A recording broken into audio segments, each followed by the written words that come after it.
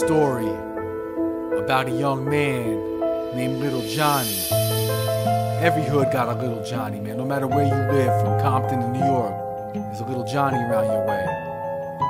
Little Johnny grew up on the wrong side of the tracks. Raised by his grandma, moms and dads was out in the street wildin'. He was a bad seed.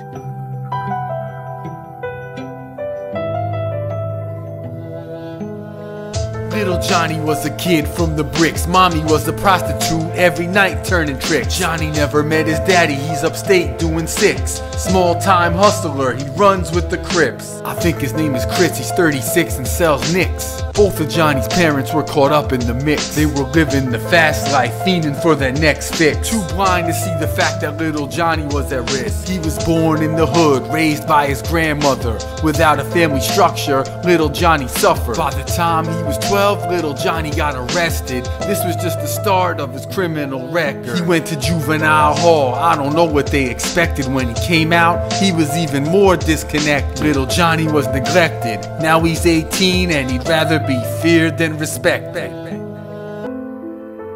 Little Johnny dropped out of school at a young age. He started cutting classes, smoking weed, hanging with the OGs, running numbers.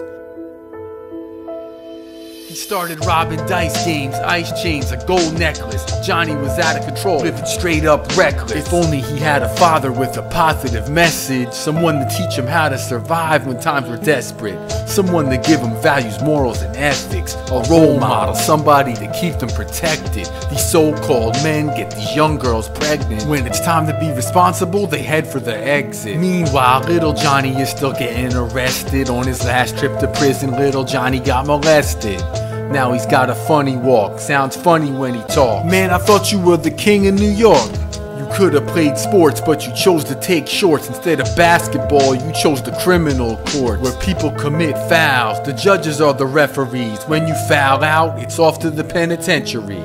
Word up, Johnny spent a lot of time behind bars, man. As a juvenile, when he got older, he started getting popped for drug charges, gun charges, doing bids left and right. Grandma worried sick about him. See, Little Johnny didn't care though, because he didn't have that family structure. You know what I mean? See, there was no mommy and daddy around to check his homework or ask him if he brushed his teeth, ask him what he learned in school today, get him off the bus. And Johnny ain't had none of that.